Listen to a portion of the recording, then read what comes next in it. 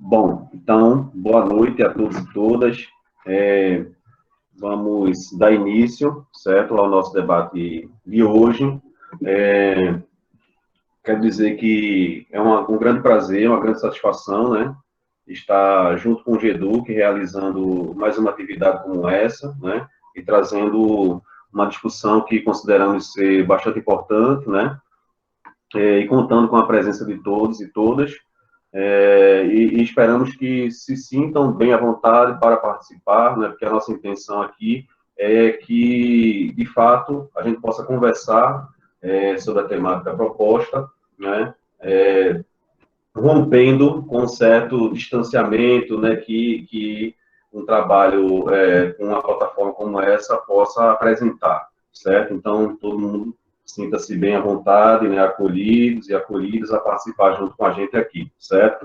Bom, antes de mais nada, o GEDUC se solidariza, né, com todas as famílias que perderam entes queridos em decorrência da pandemia do coronavírus, né, e da negligência do desgoverno que aí está, né, que insiste em negar a gravidade do problema, né, e continuar a sem fazer nada, né, para evitar que outras tantas mortes sejam evitadas, certo?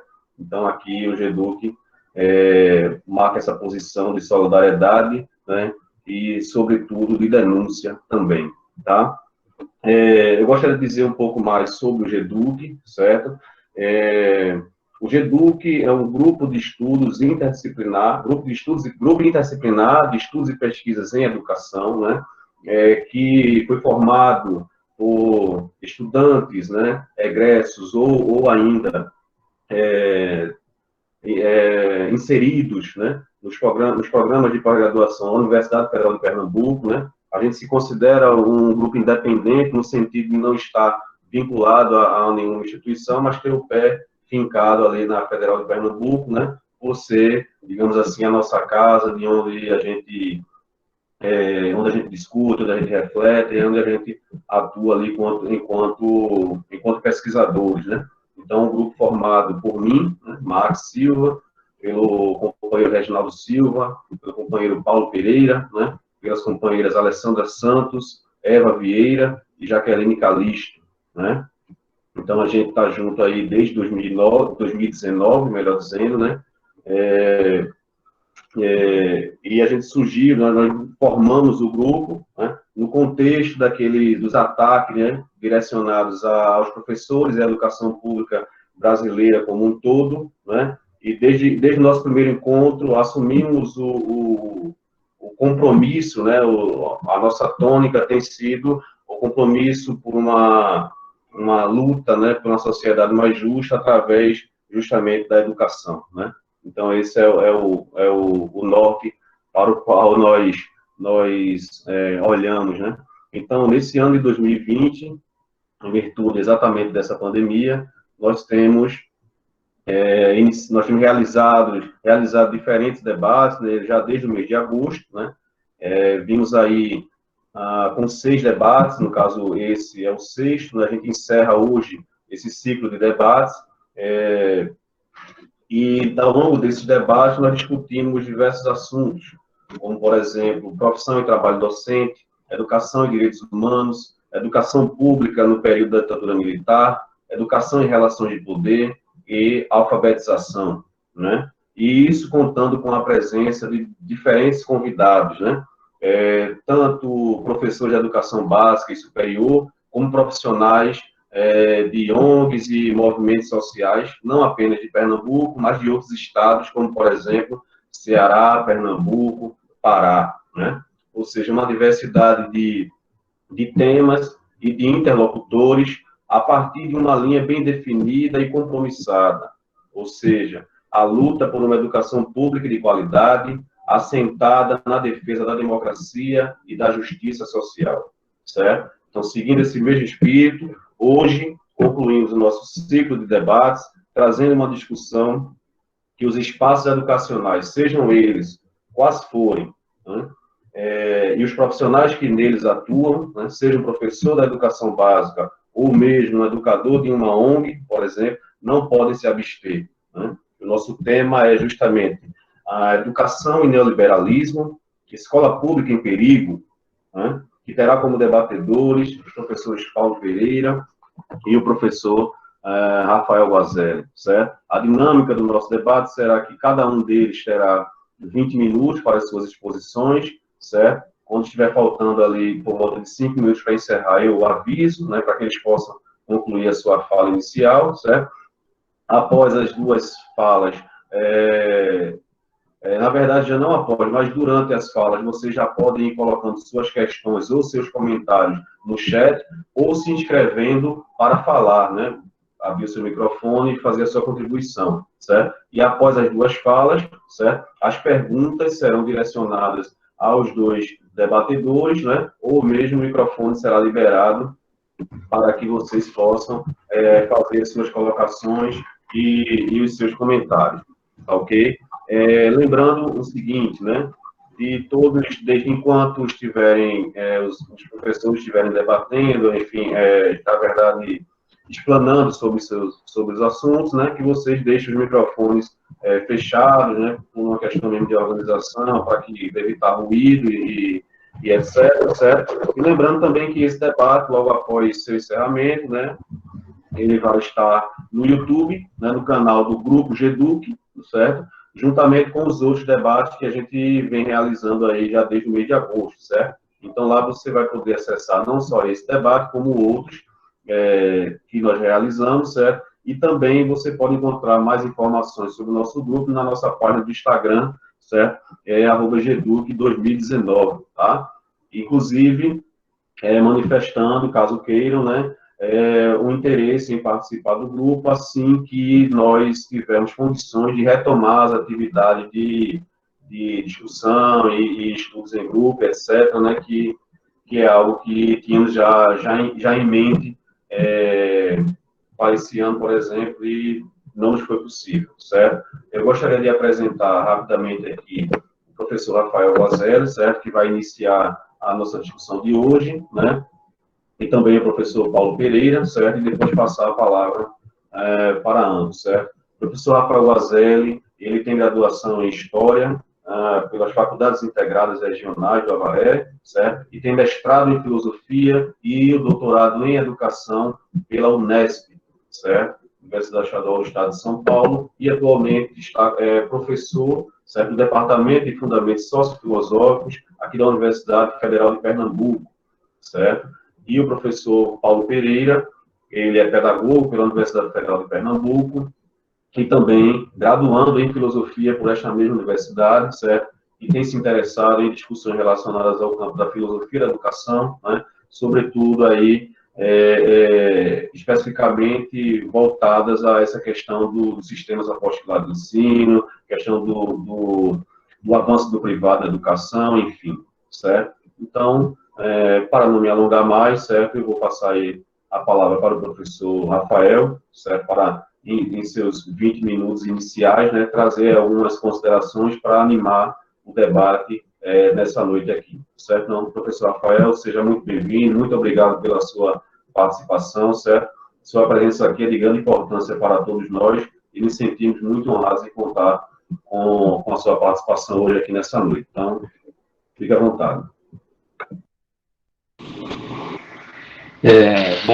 Boa noite a todas, boa noite a todos. Eu queria agradecer o convite do GEDUC, né? Agradecer o convite do Paulo e do Max, né? Para participar dessa conversa. Parabenizá-los pela iniciativa, né? De promovendo esses debates em torno de temas importantes e contemporâneos, né? E parabenizar também a iniciativa desse grupo, que eu conheci por intermédio do Paulo, o grupo de vocês. É uma iniciativa bastante interessante, né? Um grupo desvinculado das instituições, né? Me remete a uma ideia que para mim é bastante cara, que é a ideia da autonomia, né? Quer dizer, a gente pode fazer fazer as coisas sem estabelecer relações de dependência com as instituições do Estado, enfim. Né? Então, inicialmente, eu queria agradecer vocês, né, e espero que eu possa contribuir um pouco, né, nesse debate dessa noite. Né? Bom, eu pensei aqui numa exposição bastante breve, mas dado, inclusive, né, na conversa com o Paulo, a proposição de vocês que é mais de uma conversa, né, me agrada muito, inclusive, isso, né, uma perspectiva mais horizontal, não é? Então, o que eu fiz aqui, o que eu vou fazer aqui deve durar entre 10 e 15 minutos, né, mais do que uma exposição, né, eu vou lançar algumas hipóteses, né, algumas questões, né, e aí, a partir dessas hipóteses, dessas questões, a gente pode vir discutindo, né? Inclusive, digo já que essas hipóteses, elas não estão solidificadas, né? Vamos dizer assim, né? Porque é um tema bastante contemporâneo, né? Então, não há uma quantidade tão grande de estudos, não é, em torno dessa temática, não é? E os historiadores, por exemplo, sabem muito bem, né, embora eu não seja um, não é? O quanto é difícil você pensar em cima dos acontecimentos, né? Nós estamos vivenciando essas questões, né, sobretudo essa aqui da relação entre neoliberalismo e educação, não é? Então, fica difícil você fazer um certo distanciamento, né, para apurar as questões de forma mais crítica e tal, né? Mas, então, por isso que eu digo, né, que eu vou lançar algumas hipóteses, que elas não estão completamente solidificadas, nem no campo da pedagogia, nem no campo das demais ciências sociais, nem no campo da filosofia propriamente dita, né? Você tem alguns trabalhos voltados a isso, né? O Paulo, inclusive, né, me indicou a leitura do Laval, né, que tem trabalhado com essas questões, né? Eu mesmo, há pouco tempo, venho travando algum embate em torno dessa questão da relação entre neoliberalismo e educação, né, sobretudo por conta de um trabalho de um orientando meu, né, que é o Luciano, né, com quem, eu não sei se ele pôde participar, né, com quem ele, inclusive eu agradeço, né, por contribuir aqui, por dialogar comigo, né, ele tem trabalhado isso de forma mais precisa, né, e também tomei um pouco de contato também com as conversas que eu tenho com o Paulo, né, que tem participado de um grupo de pesquisa nosso, né, então aparecem essas questões lá e ele tem contribuído de forma muito interessante, né? Bom, então, dito isso, né, de que hipótese, né, eu estaria tratando aqui, né? Eu pensei, né, em propor aqui, pensar essa relação entre educação e neoliberalismo, né, a partir de uma hipótese mais de fundo, né, que seria a seguinte, né, o subtítulo, né, do encontro diz Escola Pública em Perigo, né, ela questiona, né, de cara a gente pode dizer que sim, né, mas assim, o que eu diria é que o neoliberalismo ele coloca, né, ao meu ver, não apenas a escola pública em perigo, né, o que já é bastante preocupante, mas algo mais radical, né, e com uma profundidade ainda maior, né, que ele coloca em xeque a própria existência do espaço público, né?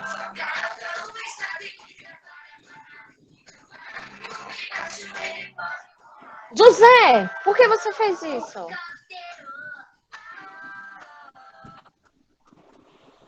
Bom, então vejam, né? Por que que o que que eu tô, como é que eu cheguei, né, a pensar essas questões, né? Vejam, quando a gente pensa que no avanço, né, da iniciativa privada, né, sobre a educação como um todo, né, mas principalmente sobre as escolas, né, imediatamente vem à cabeça a ideia das privatizações, né, que tem avançado com força, né, nesse atual governo. Mas que já havia avançado em décadas anteriores também, embora com menos força, né?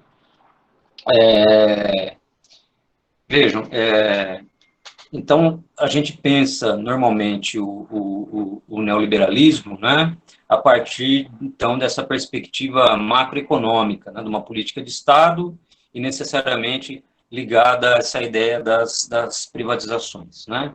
Veja, não que isso não seja um tema relevante, é importante, de fato, isso impacta muito, né, na questão da escola pública, né, mas não me parece ser, embora pertinente, né, não é aquilo que eu gostaria de focar, né, porque eu já anunciei aqui, o neoliberalismo coloca uma questão mais essencial, né, porque assim, a princípio, né, você pode ter empreendimentos privados, né, como a escola, né, e eles estarem sujeitos ao controle público, por exemplo, né?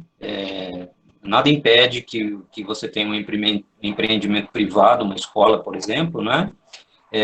Mas que essa escola trabalhe em prol do bem comum, né? Que ela possa ter mecanismos de controle do público, né? Que ela atenda ao interesse público, não ao interesse privado, né? Isso pode ocorrer, embora seja muito difícil, não é? Bom, mas como isso é um tanto romântico pensar dessa forma, não é? Então, vou me propor mesmo a pensar essa questão, né, a dar para vocês aí alguns elementos que me parecem que me parecem aprofundar esse debate, né? Então, o que eu digo aqui, né, o que me põe a dizer que o neoliberalismo pode colocar em xeque, né, a própria existência disso que nós entendemos como espaço público, que é o espaço da formação da comunidade política, não é? Bom, então eu estou pensando aqui, né, no seguinte, né, ao invés de pensar ou pensando junto com a ideia do neoliberalismo como simplesmente uma doutrina econômica, né, pautado em princípios de macroeconomia, né, relacionados sobretudo ao Estado, né, as políticas de Estado, né, eu gostaria de propor aqui que o neoliberalismo também deve ser pensado como uma espécie de ethos, né, como uma ética, um modo de se viver, né, um modo de estar no mundo, né? Então, portanto, ele estaria ligado a algo mais altamente elementar, que é a formação dos sujeitos, né, que é a formação dos indivíduos. Então, há um impacto muito grande se nós entendermos que o neoliberalismo não é apenas uma doutrina econômica, mas uma doutrina ética, né? Quase que uma psicologia econômica, por assim dizer, né? Lembrando até, inclusive, vocês que nos inícios da Idade Moderna, né, a economia ela era uma área de estudo da filosofia moral, né? Então, não é tão escabroso pensar isso, né? Então, vejam, daí, né, a partir dessa ideia, a gente já pode ter observar a importância que a educação teria num projeto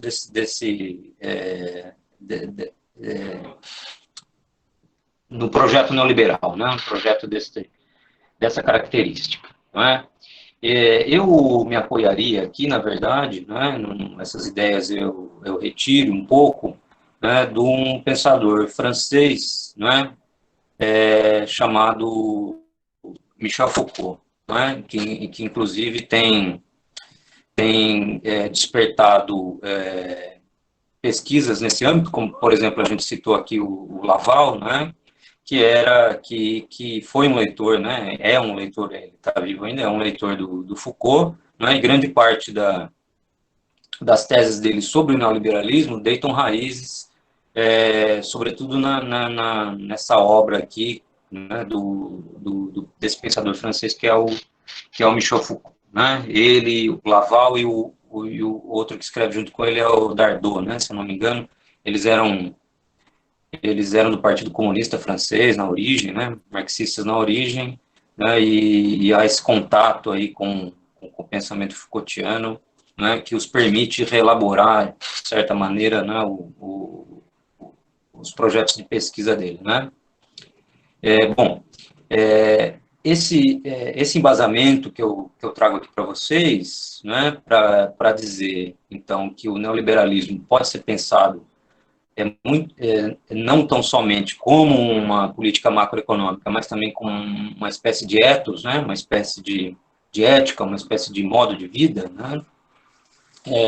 O Foucault desenvolve isso num texto chamado O Nascimento da Biopolítica, né, em que talvez seja um dos poucos, talvez o único, se eu não me engano, texto, em que o Foucault se propõe a pensar, em que ele vai diretamente na história contemporânea, né? Ele escreve, na verdade ele não escreve, né? Isso são as aulas que ele dava no Collège de France, né? Uma série de livros que foram publicados depois da morte dele, né, que eram esses seminários que ele dava lá. E esse seminário, em especial, é um seminário datado de 79 ou 80, não me lembro exatamente, né, mas é contemporâneo, né, ele está tratando de ideias contemporâneas, né, e, inclusive, ele está aqui, propõe lá algumas coisas nessa análise que ele faz do neoliberalismo, nesse livro, né, que nós conseguimos ter a dimensão disso passado aí mais de 40 anos, né, dessa aula dele, e ele estava lá pensando em cima, né, do nascimento dessa prática neoliberal, né, se vocês me permitem, né, dizer, provavelmente todos sabem, né, o neoliberalismo, essa doutrina, ela avança, né, a partir dos anos 70, meados dos anos 70, né, sobretudo com o governo Reagan, né, nos Estados Unidos, e com o governo da Thatcher, né, na Grã-Bretanha, né, na Inglaterra, né, e, na verdade, tem seu primeiro experimento, né, num governo ditatorial, né, que é o governo do Pinochet, né, no Chile, né, de quem o nosso excelentíssimo ministro da Economia, né, fazia parte do grupo lá que liderou as modificações econômicas do Chile. Não é? Mais tarde, esses experimentos foram avançando em outros estados. Não é? Vocês têm, eu creio que dois exemplos, isso, dos Chicago Boys, exatamente. Né? Ele era aluno, né? Foi aluno dessa geração, né? Eu vou falar um pouco dela. Você tem experimentos assim catastróficos, né? Inclusive, né? Do neoliberalismo na Rússia, né? Nos anos 90, né? Logo que cai o socialismo de Estado, né? Da União Soviética, a Rússia é um dos primeiros países a passar por uma onda neoliberal devastadora ali pelos anos de 91, 92, não é? E os exemplos mais recentes catastróficos, né? Na Grécia, na Espanha, se vocês quiserem, né? E agora ele tem avançado com bastante força aqui na América do Sul, em especial no Brasil, né? Desculpem, na Argentina também, né, nos anos 90, a Argentina quase não, entrou em colapso, né, em torno de 93, 94, era o Cavalo, né, era o sobrenome dele, Cavalo, ministro da Economia, também aluno dos Chicago Boys. Bom, o que o Foucault coloca nesse livro, né, chamado Nascimento da Biopolítica, ele vai se propor a fazer, na verdade, uma espécie de histórico, ou nos termos dele, né, uma genealogia do neoliberalismo, não é? Então ele vai mostrar que o neoliberalismo já era uma corrente antiga de pensamento, né, que já estava posto ali no período entre guerras, não é? Talvez, inclusive, o avanço das guerras, da Segunda Guerra em particular, né, de certo modo freou um pouco, né, o avanço dessa doutrina na Europa, né, que teve que se reerguer, né, depois da devastação total que foi a Segunda Guerra Mundial, né, eles optaram por um estado de bem-estar social, e aí dentro desse estado de bem-estar social foram sendo gestados algumas escolas econômicas do neoliberalismo, né? Então você tinha a mais antiga, se não me engano, a escola austríaca, você vai ter uma escola alemã, né, chamada de ordoliberalismo, se eu não me engano tem na Suécia, a França desenvolve uma escola neoliberal, né, e nos Estados Unidos você tem a que acabou, que é a que eu gostaria de focar um pouco, né, que acabou se sobrepondo às demais, né, inclusive na sua radicalidade, que é a escola norte-americana, né? A escola de norte-americana, então, tinha essa escola de Chicago, né, que é a que predominante, e tinha uma outra que eu não vou me recordar agora aqui de cabeça, vocês me desculpem, depois eu posso procurar aqui e falar para vocês, que era uma outra escola também, muito próxima, né? Mas a de Chicago era mais conhecida. Então, você vai ter esses diversos tipos, né, de neoliberalismo, e o modelo norte-americano acaba se sobrepondo aos demais modelos de neoliberalismo, né? E o interessante desse modelo, né, neoliberal norte-americano, né, é uma questão, a importância, a relevância que assume, né, a educação nesse processo, né, das hipóteses neoliberais norte-americanas, né? Por quê? Né? Então, um dos pilares, né, do neoliberalismo de corte norte-americano, né, vocês vão encontrar numa obra famosíssima, né, vocês devem conhecer, que é uma obra do Theodore Schultz, né, que é um dos principais expoentes da Escola de Chicago, né, que é a teoria do capital humano, né, que ele vai propor lá uma teoria do capital humano, né, e o que trocando em miúdos aqui, você é bastante raso, né, porque a gente é mais uma conversa, né, uma palestra, uma exposição, não me preparei para tanto, né, essa teoria do capital humano, né, ela diz, trocando em miúdos, né, que cada indivíduo deve, de certo modo, se entender como uma empresa de si mesmo, né? Então, ele deve capitalizar sua própria vida, né, para competir no mercado de trabalho e no mercado de consumo, né? Então, o Schultz vai dizer, né, que nós temos, né, o nosso corpo, a nossa vida, ele tem um capital, não é? E esse capital deve ser investido, não é?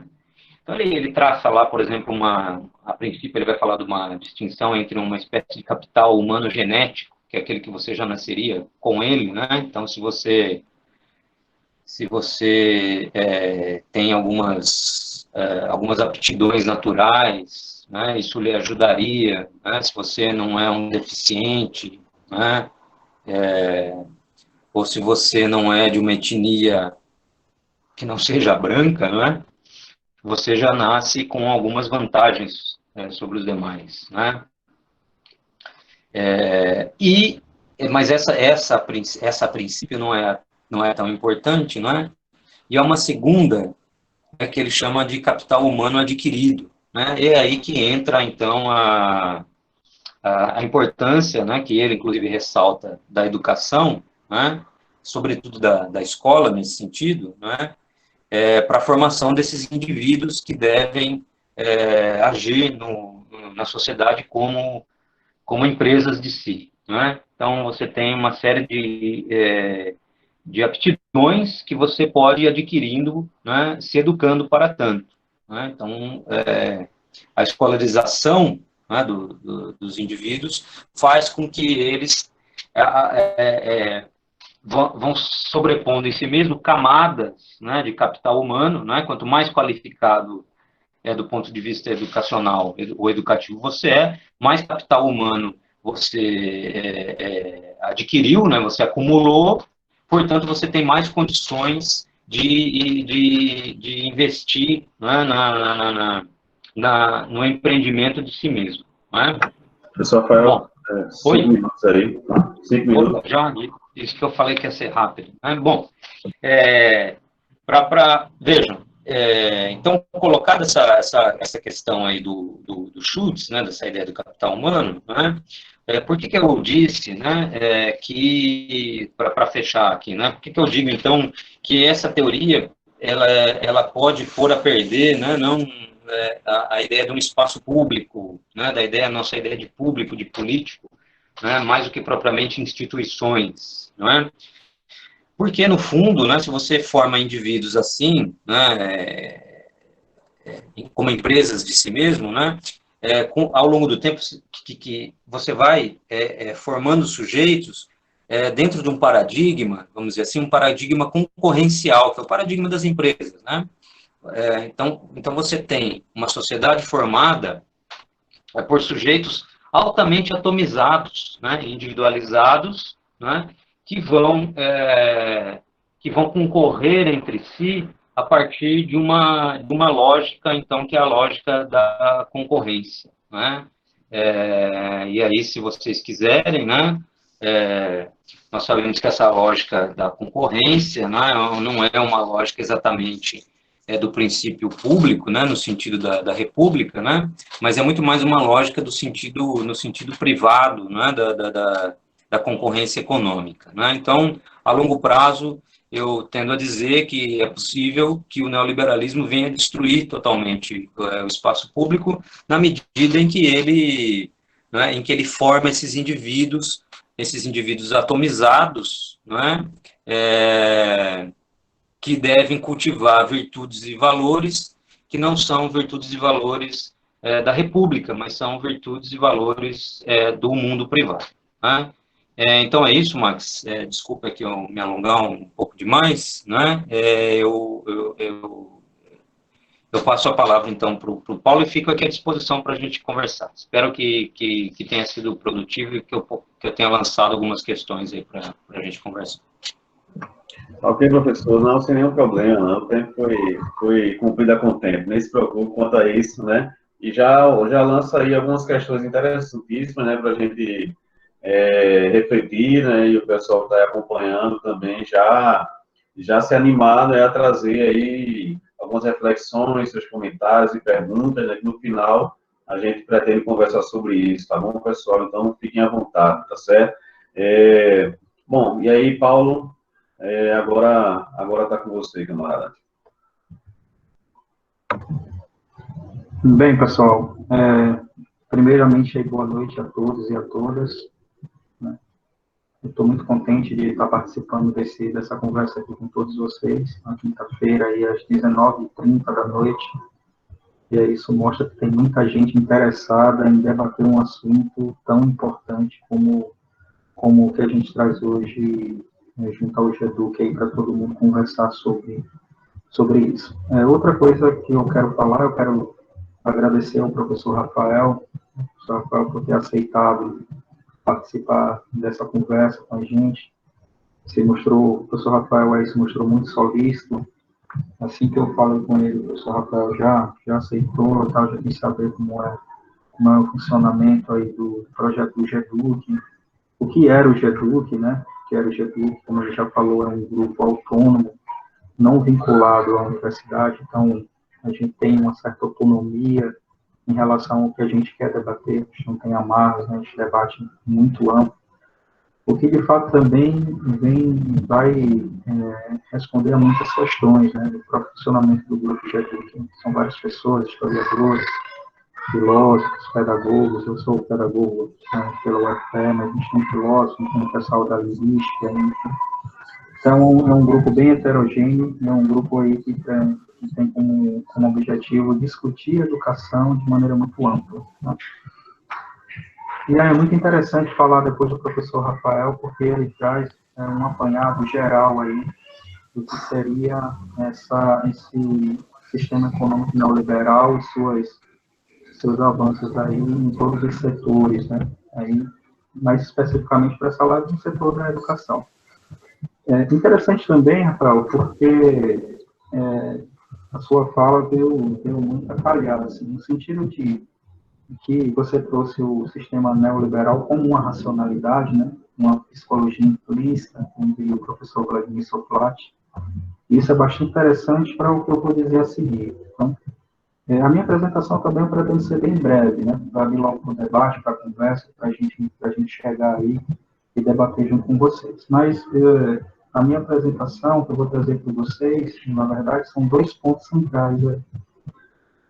Uma é a lógica, essa lógica empresarial no campo do ensino público, e aí, para poder falar um pouco melhor sobre isso, eu trago aí o sistema de ensino municipal de Recife como um modelo, né, que eu vou debater nesse sentido, mostrar para vocês algumas questões inerentes a isso. E, no segundo momento, eu vou trazer os avanços do setor privado na educação no Brasil. Né? E aí levantar alguns dados, mostrar alguns dados para vocês aí ao final, para que depois a gente possa abrir para a conversa. Então, de início, o que se percebe ao se analisar no detalhe essa relação neoliberal e educação no Brasil, né? Uma coisa que se percebe muito claramente é que a educação ela tem deixando de ser um bem público, de ser pensada como um bem público, e ela passa a funcionar sobre uma lógica da mercadoria, né? Uma lógica do produto. E isso cada vez mais tem levado a educação no Brasil a um condicionamento da lógica empresarial, né? Em torno tanto da sua lógica como do seu funcionamento, né? E aí, a partir disso, analisando um pouco sobre o sistema de ensino de Recife, para a gente ser um pouco mais direto, tentar examinar um pouco mais de cuidado, aí eu trago 2 pontos. Pontos que vão também bem parecidos com o que Rafael apresentou. O primeiro ponto que a gente consegue observar é a questão da competitividade, né? Então, a competitividade, mesmo no setor público, ela é um conceito muito difundido, né? Isso a gente consegue observar pelo nosso sistema de avaliação, né? Que se repete, sistema de avaliação com notas e com hierarquias dos alunos e tal, e isso leva também, de certo modo, a gente estabelecer algo muito semelhante à lógica de funcionamento do sistema e da racionalidade neoliberal. Competitividade é um fundamento central do modelo neoliberal.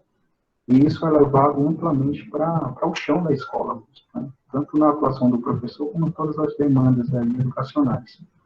Um outro ponto central, e esse é bastante interessante, porque até enquanto conceito, ele é um conceito que nasce nesse modelo empresarial, é a gestão por resultados. Então, hoje o município de Recife, ele trabalha sobre esse modelo de gestão por resultados, né?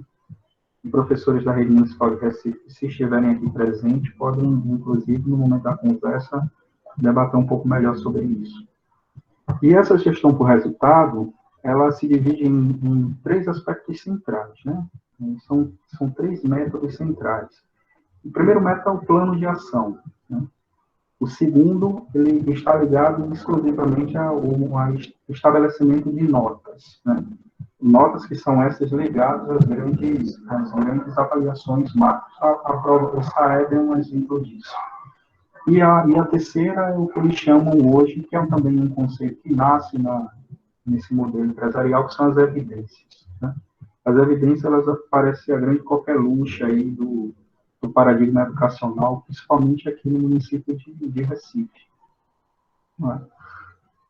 E aí depois eu vou falar um pouco sobre cada uma das 3, um pouco mais, para a gente entender como essa lógica de funcionamento neoliberal ela se dá no ensino público, no chão de escola. E aí, só que nessa gestão por resultado, uma figura aparece de maneira muito interessante, né? Que é a figura do supervisor, né? Só que aqui em Recife, eles dão um outro nome, uma outra nomenclatura para a função do supervisor. Um supervisor externo, né? Aquele cara que não faz parte, né, de maneira geral da escola, mas que sucessivamente ele vai lá supervisionar aqueles resultados. Aqui em Recife, esse profissional recebe o nome de técnico ou de técnica. E aí é uma questão que também eu trago muito semelhante a esse modelo neoliberal, e aí eu trago também um pouco das leituras do Laval, do Pierre Bardot, né, principalmente no livro A Escola Não é uma Empresa, como um dos aspectos ali central, a figura do técnico, a figura do especialista, enquanto aquele que demanda o que deve ser feito na escola, né? E aí, em Recife, como eu digo para vocês, a figura do técnico é uma figura central ali para fazer todo esse controle do que a gente chama de gestão por resultados. E aí eu vou dizer um pouco dos aspectos desses 3 pontos, né? O plano de ação, ele tem como base estipular notas, né? Ou seja, aquela escola cuja qual alcançou uma determinada nota no ano passado, vamos supor, na prova do SAED, na provinha Brasil, enfim, o plano de ação, ele analisa todos os resultados daquela escola e ele bola um plano geral de ação para que, em resumo, aumente aquelas notas, o professor trabalha aqueles conteúdos esses que, de certo modo, a escola não foi bem para quê? Para que no final do ano ele se estabeleça nessas avaliações macro de melhor maneira, apresente melhor resultados, né? E aí, a partir disso, esse plano de ação, que vai estar nas plataformas online, ele determina o que deve ser feito na escola. Aí a palavra determinar, ela é muito relevante, porque ele determina mesmo, né? A gente consegue notar aí a retirada da autonomia da escola, em grande parte a retirada da autonomia da escola. Inclusive, um aspecto central aí, que a gente pode ver em relação a esse plano de ação, é a retirada da autonomia, inclusive, do conselho escolar. O conselho escolar, que é a gestão da escola, a comunidade, enfim, passa a perder muita força, porque ele tem que trabalhar e tem que decidir a partir do plano de ação, a partir de algo que já está posto anualmente. Então, a autonomia pedagógica, inclusive, da escola, fica em xeque diante disso. E aí, nesse plano de ação também, uma ferramenta, ela aparece como uma das características também desse modelo gerencialista. Veja, é a figura do mapa de cores, né? É uma ferramenta usada pelo município de Recife aqui, né? Eu poderia até trazer ela para vocês aqui para compartilhar a tela, mas eu achei melhor não, porque queria exibir o nome de alunos e tal. Mas como é que funciona o mapa de cores? O mapa de cores é um mapa, cada professor recebe esse mapa, ele está disponível na plataforma online também, onde tem o nome de cada aluno. Ao lado do nome de cada aluno tem uma hierarquia de acertos ou erros que eles determinam por cores, né? O menino que está com a cor azul está bem, o que está com a amarela não está tão bem assim, o que está em vermelho foi mal. E aí, toda essa demanda, eles chamam dos professores, na verdade, a qualidade de mapa de cores, ele determina, a partir das cores, como é que o aluno está em relação aos direitos de aprendizagem composto ali na BNCC, na nova BNCC. Então, todos aqueles códigos, aquelas competências que estão lá, elas vão aparecer no mapa de cores, onde aparece cada aluno e aí o professor, por meio de simulados, que vão testar aqueles conhecimentos, o mapa de cores vai mostrar onde é que o professor deve atuar. Então, todo esse movimento, esse gerenciamento da educação é feito muito bem feito aí pelas plataformas online e tal do município de Recife. E aí eu trago as evidências, que eu, como eu disse, né, a grande coqueluche aí do paradigma educacional aqui de Recife. As evidências, elas são pautadas na aplicação de simulados, e aí o professor ele deve aplicar esse simulado, mas ele deve também evidenciar a aplicação desse simulado, né? Ele tem que provar que ele está aplicando esse simulado. São os que eles chamam hoje no Recife de evidência. E a existência dos portfólios, né? Também aparece aí como uma grande coqueluche, aí um paradigma. Os professores aí de Recife devem saber bem do que eu estou falando. Então, todo esse movimento, ele traz para a gente uma certa visão de escola, né? A visão que a escola pública ela vem tomando. E que, de certo modo, essa visão de escola, esse modelo de educação, ele é determinado pelas grandes instituições, né? Instituições financeiras. Né? Então, a gente está falando aí do FMI, do Fundo Monetário Internacional, a gente está falando da Organização Mundial do Comércio, a gente está falando do Banco Mundial, que são as grandes organizações aí que vêm determinando, como disse o próprio Laval no livro dele, a escola não é uma empresa, vem determinando qual o modelo de educação que os países do mundo devem adotar. Não só, isso não é o Laval vem trazer, isso não é um paradigma regional, a análise que ele faz quando sociólogo é da sociedade francesa, do sistema educacional francês, mas ele deixa bem claro que isso é uma demanda de nível global, não é uma demanda exclusiva ali da França. Porque, de certo modo, no Brasil, isso aparece muito claramente. Então, essa visão de educação e essa abordagem que é a educação hoje, a partir dessas demandas humanas, eu também divido em duas, para ficar mais didático e a gente tentar entender melhor. Uma é uma visão gerencialista local. A visão gerencialista local, que estou chamando aqui, é exatamente isso que eu disse anteriormente.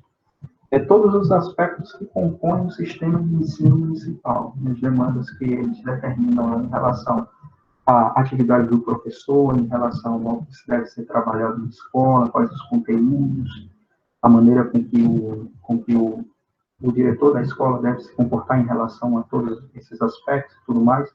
Então, essa visão gerencialista é isso que a gente acabou de dizer. Mas a outra visão é uma visão mais global, essa visão que vem dessa demanda explicitamente neoliberal, né, dessa racionalidade, que implica, de certo modo, no que a gente chama de formação reduzida. Né? O Laval também vai chamar de formação reduzida. E o que é a formação reduzida?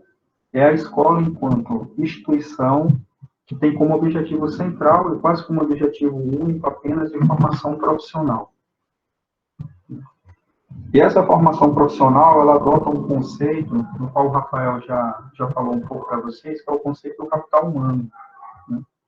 O conceito do capital humano é o conceito de formação de matéria-prima para as empresas, e aí a gente tem a retirada de um conceito de escola republicana, cujo qual a gente tem aspectos como a capacidade crítica, a formação cidadã, todo esse movimento da escola republicana, é posto de lado para transformar a escola numa instituição que simplesmente fornece diplomas. E aí é uma instituição que simplesmente fornece capital humano. Né? Capital humano, no sentido, como o Rafael já levantou, daquele cidadão que é empreendedor de si, né? É a grande condição que se tem hoje. E aí eu trago um exemplo central disso, né? O exemplo central que eu trago dessa questão do capital humano é o próprio ensino, a reforma do ensino médio. A nova reforma do ensino médio brasileiro, demandada a partir de aspectos de itinerários formativos, onde aquele próprio garoto que está no ensino médio já ali vai decidir quais itinerários ele vai adotar durante o seu percurso no ensino médio, já demandando para ele, inclusive, uma determinada formação profissional. Então, todos os aspectos que diz respeito a um movimento mais global que se diz respeito à educação, sua concepção pedagógica, sua concepção de formação humana, ela é posta de lado para abordar apenas de maneira mais radical esse aspecto do capital humano. Né? Então, essa é a primeira questão que eu levanto para vocês, aí, para a gente poder debater em torno disso. Né? A segunda questão, e aí é o que a gente vai tratar mais sobre o avanço do capital privado sobre a educação pública no Brasil, diz respeito ao processo do direcionamento das políticas públicas educacionais. Né? Então, o que a gente consegue observar nas políticas públicas educacionais? A BNCC é um exemplo disso, a reforma do ensino médio também é uma lógica, a aplicação da lógica econômica à lógica pedagógica. Então, a gente tem aí, para poder enxergar isso de maneira mais clara, dois aspectos centrais. A própria linguagem e as avaliações macro. Né? A linguagem no sentido de que, até nos documentos oficiais, né, que diz respeito as políticas públicas, a gente vê conceitos como empreendedorismo, é o grande movimento que vem hoje, por exemplo, nas escolas integrais de Pernambuco. Existe até um tempo específico para trabalhar o empreendedorismo nas escolas integrais. O conceito da qualidade, esse termo qualidade, aparece muito na LDB, aparece muito na BNCC, aparece muito até na fala de alguns professores, diretores de escola pública. Qualidade total é um termo que também nas minhas pesquisas eu consegui observar, né? Empreendedorismo, cria sinergia junto aos alunos, então todo um aspecto de linguagem também no campo da escola se modifica, né? Dito isso, uma questão que eu tenho para levantar, para poder, de certo modo, já começar a concluir a minha fala. 5 minutinhos aí, tá ok? Tentar concluir, obrigado, Max. Para tentar concluir a minha fala, é que o Brasil, ele se apresenta no mundo hoje como um modelo único de educação neoliberal. O Brasil, ele se apresenta aí como um modelo sem igual, esses avanços neoliberais em relação à educação pública, né? E por que ele se apresenta como um modelo único, né? Porque ele supera, inclusive, países tradicionalmente capitalistas, como o próprio Estados Unidos, países extremamente neoliberais, pelas experiências que tiveram, como o Chile. O Brasil, em comparação com esses países, ele está muito, mas muito à frente nesse sentido, né? O capital ele já avançou muito mais no Brasil do que nesses países. E por que isso acontece? Acontece no seguinte sentido: a saída de uma oferta local de ensino privado, e aí, passando nos últimos 30 anos para os grandes conglomerados empresariais, as enormes empresas do campo educacional, né? E aí um dado bastante interessante aqui, preocupante, é que o Brasil hoje ele tem a maior empresa educacional do mundo, né? E uma empresa que detém aí está situada, né, como capital aberto na Bolsa de Boston, também na Bovespa no Brasil, mas seu capital aberto ele está colocado na Bolsa de Boston, e antes, em 2008, ele chamava Control Education, hoje ele se chama Cogna. Então, essa empresa hoje é a maior empresa do campo educacional no mundo, né? Então, vou trazer aqui alguns dados para vocês, só para vocês dimensionarem o tamanho do que hoje é essa empresa, né? Hoje a Cogna, ela detém no Brasil hoje, levantei para vocês aqui, esses dados são de 2018, ela detém 1,5 milhões de estudantes matriculados nas suas escolas.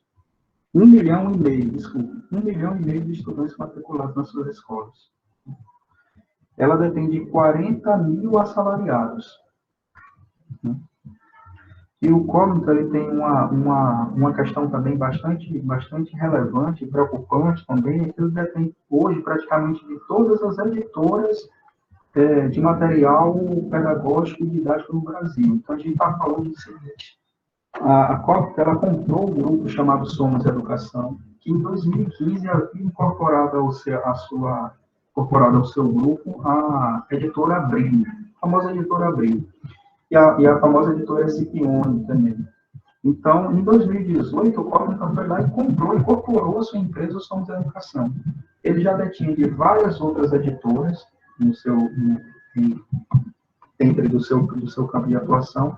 Com a compra do Somos Educação, ele praticamente monopolizou todo o mercado editorial no Brasil. Então, hoje a gente tem no campo da educação, de maneira muito empírica, a gente pode dizer isso, o que é publicado hoje no Brasil, quanto livro didático, quanto apostila, quanto material de suporte didático, é decidido pelo setor privado. Empiricamente, a gente já pode dizer isso, né? E aí, a partir disso, eu trago para vocês os dados gerais, né? Os dados gerais para a gente pensar um pouco sobre eles. A educação básica no Brasil hoje, ela detém aí de 41 estabelecimentos privados ativos, né? Esse dado aí é de 2018. Desses 41 mil estabelecimentos privados, 76% deles são com fins lucrativos. Então, aquela velho paradigma que dizia alguns autores, se a gente for pesquisar uma literatura aí com mais cuidado, alguns autores dizem: olha, o setor privado no Brasil ele atua particularmente em instituições sem fim lucrativo, isso não se sustenta mais, né? não sustenta mais. 76% desses 41 mil estabelecimentos são com fins lucrativos. E digo mais, 41%, 41 mil estabelecimentos privados, 76% são com fins lucrativos.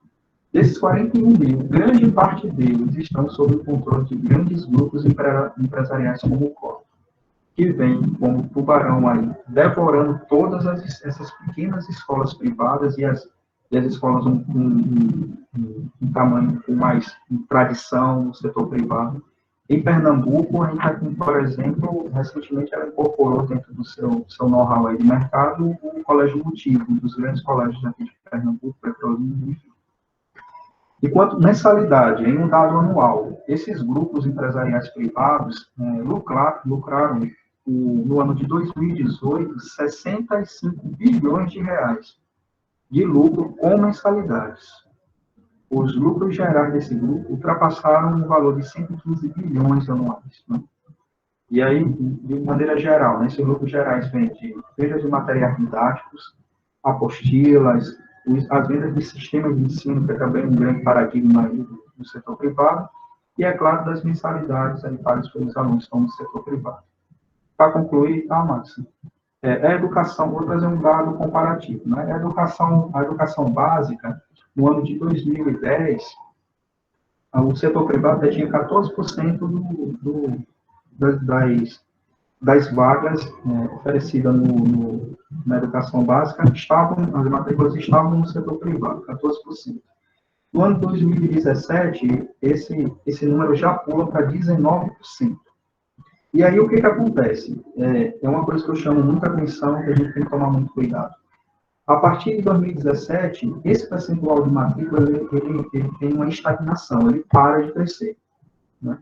E aí, a gente poderia dizer, isso é um dado bom. Não, é um dado muito ruim. Porque a partir do momento em que ruim no sentido de que outras ações vão ser tomadas em relação a esse avanço do setor privado. A partir do momento que o mercado privado, assim como diz autores como Teresa Brion, por exemplo, professora da Unicamp, uma grande estudiosa desse campo privado, da iniciação do privado do setor público, quando o setor privado enxerga que estagnou essas matrículas, a única saída que eles começam a enxergar nos seus relatórios é o avanço do setor privado no setor educacional público. Então, agora, a partir desse momento, o único modelo de crescimento, o único espaço de crescimento que eles conseguem enxergar efetivamente é o setor público. Então, a partir de 2017, a gente consegue enxergar todo esse movimento aí. Movimento esse que aconteceu em relação ao nosso ensino superior. Né? Ensino superior, em 2002, o setor privado detinha de 14% das matrículas. Em 2012, isso já pula para 44%. Se a gente for pegar os dados mais atuais, eu acho que já deve ter avançado muito mais. Então, eles enxergam o setor da educação básica, assim como eles enxergaram no passado também o sistema educacional superior do Brasil, como um espaço de atuação de crescimento para o setor privado. Max, é isso. Eu estou encerrando aqui minha apresentação, para abrir para a conversa, que é o que realmente importa aqui também. Ok, Paulo. Obrigado aí também pelas tuas colocações, né? Eu acho que a gente tem aí já muitas questões para conversar a partir disso, né? Tivemos aqui muitos comentários e algumas pessoas também se inscreveram para fazer suas colocações, né? Eu penso que a partir das falas do professor Rafael, do professor Paulo, né? A gente tem aí tem dois movimentos aparentemente distintos, mas que são complementares, né? No sentido de dar um destaque não somente ao avanço do privado na educação, né? Naquele movimento que a gente tem ouvido muito e também discutido muito, né? De privatização da educação pública, mas também do que esse próprio ethos neoliberal, né? Como o professor Rafael bem destacou aí, né? Ele implica mesmo numa dimensão formativa mesmo de um tipo de sujeito, né? Para atender uma demanda de mercado, por exemplo, né? E aí ele estava falando, eu estava me lembrando aqui de um estudioso norte-americano, né? Inclusive eu conversava um dia desse com alguns amigos, inclusive do próprio GEDUC, né? Por isso que a gente dialoga um pouco com os norte-americanos, né? A gente bebe muito ali nos europeus e tal, mas a gente tem uma contribuição interessante dos norte-americanos, não somente, por exemplo, na produção a respeito dessa teoria do capital humano, como já foi mencionado aqui, mas inclusive da sua própria crítica, né? Como, por exemplo, um autor chamado Joe Spring, né, que publicou um livro recentemente que é intitulado Como as corporações globais querem usar as escolas para moldar o homem para o mercado, né? Ele usa uma expressão que é justamente a corporativização das escolas, né? Mas não somente das escolas, também das famílias, né? Ele vai discutindo ali como que, a partir do desenvolvimento aí dessa teoria do capital humano, dos estudos lá da escola de Chicago, né? Já foi mencionado aqui também, muitos economistas, por exemplo, passaram a se interessar por estudos, né, voltados à educação, né, e passaram a teorizar e a debater, por exemplo, quais habilidades necessárias, né, que o sujeito aprendesse, né, para ser plenamente, entre aspas, inserido nesse mundo que se apresenta, né, sobre a ótica e a ética do mercado, né. Então, assim, a gente tem problematizações bem interessantes aí. Eu acho que as duas falas se complementaram muito nesse sentido, certo? Tivemos aqui 2 comentários do Leonardo Reis, né? E aí, no primeiro deles, ele fala que é interessante ver como os autores liberais são opostos em muitos sentidos. O neoliberalismo reabilitou o pior do liberalismo. Por exemplo, Herbert Spencer, que trazia o concorrencialismo como definidor das relações sociais. Né? Em um outro comentário do Leonardo Reis também, ele diz que a leitura do professor Rafael permite vislumbrar uma chave importante trazida por Foucault, né? Se o neoliberalismo fosse tão somente a expansão das relações mercantis, né? Que também o é, claro, ele diz, né? Não poderíamos compreender a resiliência do sistema, pois já não basta retomar o Estado. Não se trata só da economia neoliberal, mas sim da sociedade neoliberal, da governamentalidade neoliberal, né? Um dos comentários aí que também não são necessariamente perguntas, mas eu acho que aí o professor Rafael, o Paulo também fica à vontade para comentar, né? A Alessandra fala sobre o gerenciamento da educação, né, pautado por resultados, a partir daquilo que o Paulo vinha trazendo, desconsidera a qualidade educacional evidenciada no processo de ensino-aprendizagem, né? E aí também a Ana Luísa comenta que esse processo de avaliação ele também desconsidera as particularidades do sujeito, enfim, né? Bom, temos 2 inscritos para falar, que são o Pablo Gabriel e o Rodolfo César, certo? Então, nesse primeiro bloco aqui, tem esses comentários, né? E a inscrição do Pablo Gabriel e do Rodolfo. E aí, Pablo, tu fica à vontade para fazer a tua colocação. Certo, eu queria começar falando, tipo, da situação nos Estados Unidos, em que você vê relato de gente com dívida de R$274 mil. R$274 mil, a pessoa com dívida com a universidade, já que lá a universidade pública, na minha opinião, é quase nula a presença. Tanto que Bernie Sanders ousou apresentar um programa de educação gratuita para todos. Aí eu queria perguntar como vocês analisam essa situação do endividamento estudante nos Estados Unidos, se vocês imaginam que é provável ou imaginam que há esse risco para o Brasil no futuro dos estudantes se endividando para pagar a universidade. Bom, valeu, Pablo. E aí agora, Rodolfo, sua questão aí, Rodolfo, sua colocação. Boa noite, pessoal. Dá para ouvir bem, professor? Consegue me ouvir bem? Dá, Rodolfo, dá bem. Hoje mais cedo eu estava fazendo uma leitura sobre o texto. Eu acabei conversando com minha esposa um pouco sobre isso. E me veio uma questão. A minha esposa, ela egressa na escola particular, ela estudou no Visão, durante a vida toda, se formou no Colégio Visão, que fica na Estância. E ela me informou 2 coisas que eu não tinha reparado até esse momento da minha vida. O Visão é um colégio particular, e obviamente ele acaba se tornando elitista. E a verdade isso vai gerar pergunta no final que eu não soube me responder. O Visão é um colégio particular, por sua vez, elitista. O Visão padroniza os alunos de uma maneira que o material escolar tem que ser o mesmo por completo, desde o lápis de pintar ao hidrocor.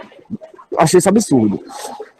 Que, na minha visão, eles tornam a escola uma maneira de controlar o aluno naquilo que ele vai ser. Até porque o Visão vive de resultados, eles buscam sempre a tríade famosa, né, que é Direito, Engenharia e Medicina. A minha esposa me informou que até uns 3 anos atrás, os colégios particulares fazem muito isso. Quando o aluno passa no Enem, eles colocam aquelas placas lá, aprovado no Enem, pá, não sei o quê, primeiro lugar, segundo lugar, terceiro lugar. E até uns 3, 4 anos atrás, não se colocava que era aprovado em nenhum curso, a não ser Medicina, Direito e Engenharia.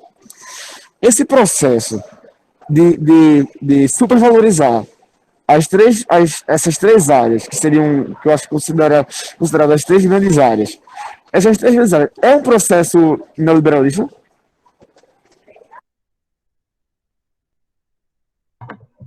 Certo, então a gente tem aí essas primeiras questões aí, né, primeiros comentários também, e para comentar, não sei, o professor Rafael quer começar?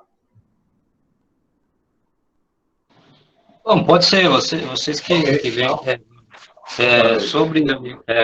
sobre os comentários do Léo, né, ele tem razão em ambos, né? O que é interessante que eu vejo do neoliberalismo, né, é que ele não ele vai reinterpretar o liberalismo clássico, né, de fato, né, e vai assumir algumas diferenças, né? Porque se você verificar no liberalismo clássico, por exemplo, né, você tem também por conta do contexto, né, do momento histórico, enfim, você pega uma figura como um liberal como John Locke, né, por exemplo, é um exemplo clássico, né. Veja, ele não é um liberal tão somente do ponto de vista da economia, né, como a gente parece apenas pensar aqui na nossa época, né. Mas, assim, toda a teoria dele, liberal, tá interligada, não é? Então, você tem que a defesa das liberdades passa pelo campo da iniciativa, mas também pelo campo da religião e, sobretudo, pelo campo da política, né? Na verdade, o que fundamenta tudo é o campo da política, né? Agora, o que marcaria, o que me parece que marca com bastante distinção o liberalismo do neoliberalismo, né? É a crítica, não exatamente a crítica, né, mas a reelaboração da ideia da mão invisível, né, que aparece com força, né, no Adam Smith, né, porque várias crises do liberalismo, sobretudo nos finais do século XIX, começo do século XX, demonstraram que não era possível, né, uma mão invisível, não havia uma regulamentação justa, né, que equilibrasse, de fato, o mercado, né? E aí os neoliberais são muito mais astutos nesse sentido, né, porque eles não, na verdade, eles não pensam como costumam passar para nós a ideia de um Estado mínimo, né? Quer dizer, o Estado é mínimo, mas na verdade ele é mínimo em alguns aspectos, em alguns pontos. Ele é mínimo para oferecer serviços, por exemplo, não é? Mas o Estado tem um papel fundamental dentro do neoliberalismo, né? Porque ele regula, de certa maneira, a própria possibilidade da existência de um mercado, né? Então, ele deve criar formas de normatização, de regulação de leis, né, que possam fazer o mercado possível, né? Esse sobre o primeiro comentário do Léo. O segundo comentário do Léo também é bastante interessante, né? Porque, de fato, o Foucault ele vem apresentar, né, nas hipóteses dele, né, que a modernidade ela é uma espécie de governamentalização do Estado, né? Então, o que ocorre aí, né, você vai ter, assim, trocando em miúdos, né, relações ascendentes e descendentes do Estado para com a sociedade civil, né? Então, você tem formas de governo, né, que se desenvolveram na sociedade, por exemplo, né, o governo da criança pelo pedagogo, né, o governo da casa, da família pelo pai e tal, né? Essas formas de governo que estão colocadas, né, aqui embaixo, aqui na sociedade civil, servem como espelhos para as políticas do Estado. E ao contrário também, né, o Estado procura criar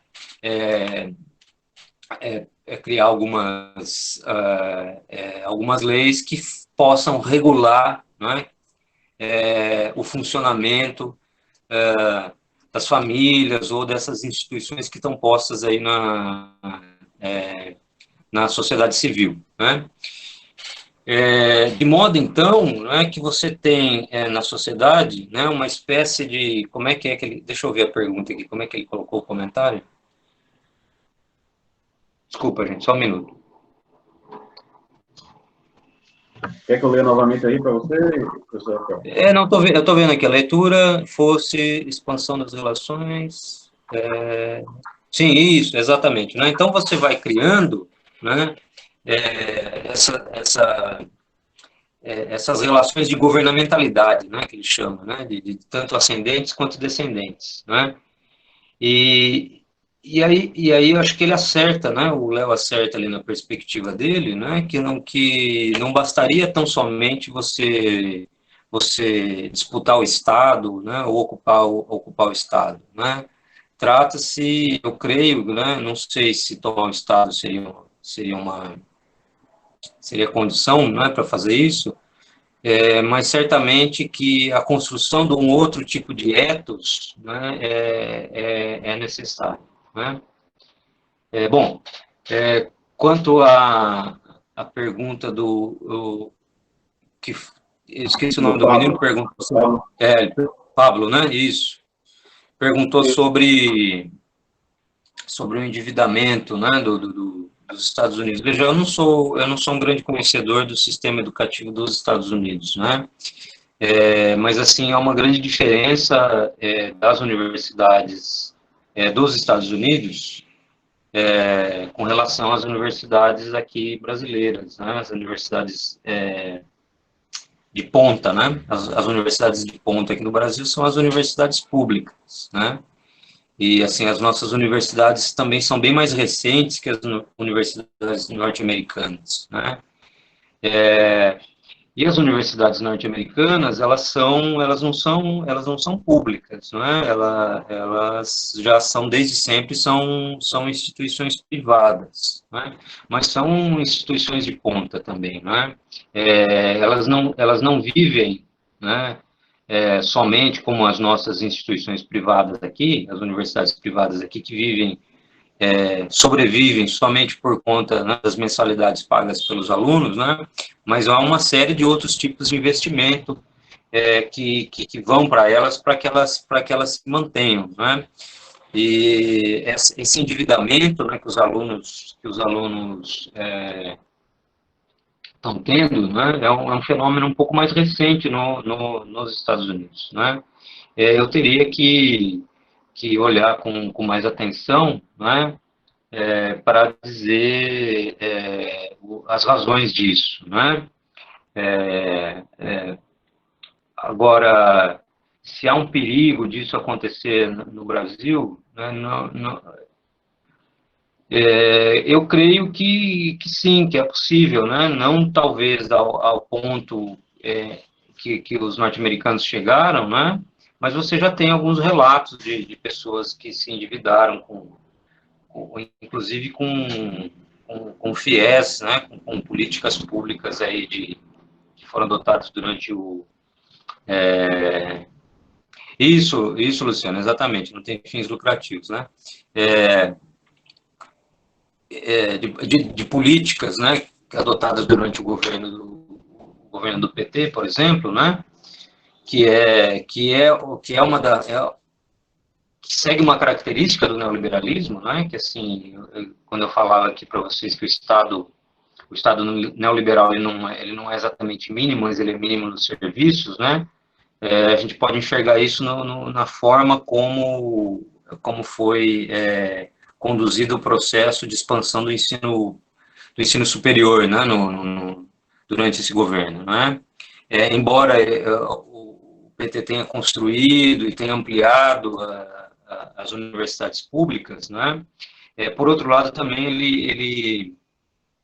ele forneceu, né, algo que é característico de algumas políticas do neoliberalismo, né, que é não o fornecimento dos serviços, né, no caso, por exemplo, a educação superior pública, né, mas ele oferecia vouchers, né, tickets ou financiamentos, né, para que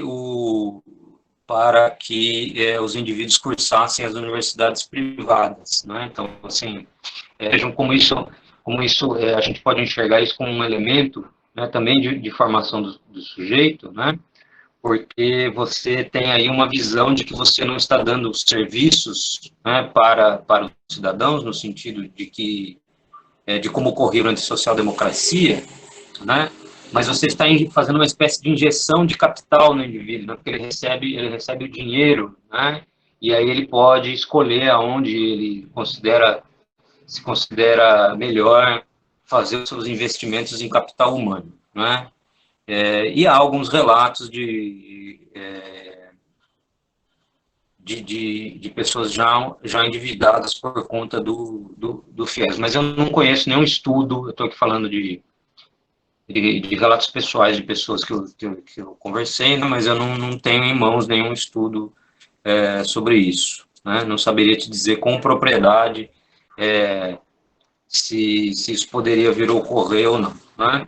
Aí o Rodolfo perguntou sobre o ensino superior centrar na engenharia, na medicina, no direito, né? Se isso é uma política neoliberal, não é, porque já há algum tempo, né? Desde sempre, né, são os cursos mais concorridos, né, não só por conta da visibilidade social que dá, mas pela possibilidade de você ter uma vida financeira mais confortável, né. Agora, evidentemente, aí se mostra um certo fosso entre a escola pública e a escola privada, né, que as escolas privadas, então, elas têm condições, né, de oferecer um ensino em que os alunos possam competir. Eu não digo que é um ensino melhor, né, mas que é um ensino que os alunos possam competir por esses trabalhos, né, por essas profissões, que são profissões com menor risco e com melhores rendimentos, né? Ao passo que as escolas públicas, né, em certa medida, né, eu remeto vocês aqui a um estudo de um amigo meu, professor da Unifesp, o Alexandre Filordi, né, fez um estudo excelente, né, sobre isso, né, que assim, embora haja um avanço muito grande da iniciativa privada em torno do ensino médio, sobretudo, né, do ensino fundamental, né, para privatizá-lo, né, ele não crê, assim como eu também não creio, né, numa privatização total das escolas públicas, porque as escolas públicas teriam aí um papel também fundamental nesse tipo de formação, né. De que modo? Veja, se a iniciativa privada ela forma os indivíduos para trabalharem no topo da concorrência, né, as escolas públicas elas vão ter uma espécie de formação precária, não é? Justamente para formar os indivíduos precarizados, né, porque há uma necessidade de trabalhos precarizados nesse sentido, né, principalmente aqueles trabalhos que hoje são feitos a partir dos aplicativos, né, que também vendem a ideia aí do cara trabalhar por conta, né. Eu separei, inclusive, aqui, olha, um trecho, para demonstrar aqui para vocês, publicado o estudo da OCDE de 2018, né, tem uma passagem que eles dizem assim, né, que parece ser muito bonito, né, se você for... Ele diz assim, ó, vez mais os empregadores procuram atrair alunos que se adaptam facilmente e são capazes de aplicar e transferir suas habilidades e conhecimentos para contextos. A prontidão para o trabalho em um mundo interconectado exige que os jovens compreendam a dinâmica complexa da globalização, né? Veja,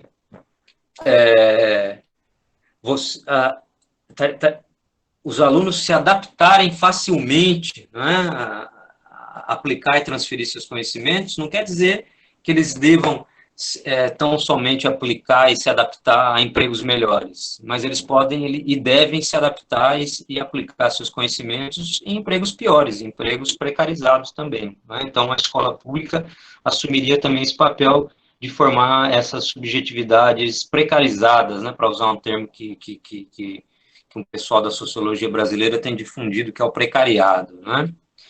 Não sei se eu ajudei aí nos comentários, tá? O Paulo, por gentileza.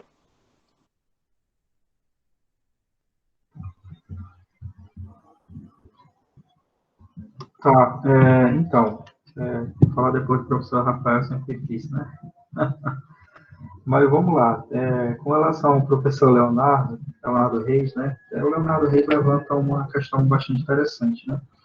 E que vai conduzir um pouco o debate a conversa que a gente está tendo aqui. O que ele traz é que o sistema neoliberal não é apenas um sistema de trocas, né? Mas ele se configura enquanto uma determinada racionalidade, né? Um modo de vida, né? Que é imposto às pessoas. E aí, essa racionalidade, esse modo de vida, ela se aplica em todos os segmentos da vida daquele cidadão, né? Desde o trabalho, ao ambiente familiar, né? E nas instituições, e aí nas instituições, de certo modo, que a gente está tratando hoje, com mais ênfase, na escola, na instituição escolar, né? Então, a aplicação dessa racionalidade, vai se dá nesse movimento. Por entender, como eu já disse antes, de que o sistema neoliberal não é só um sistema de troca, mas de fato, uma racionalidade.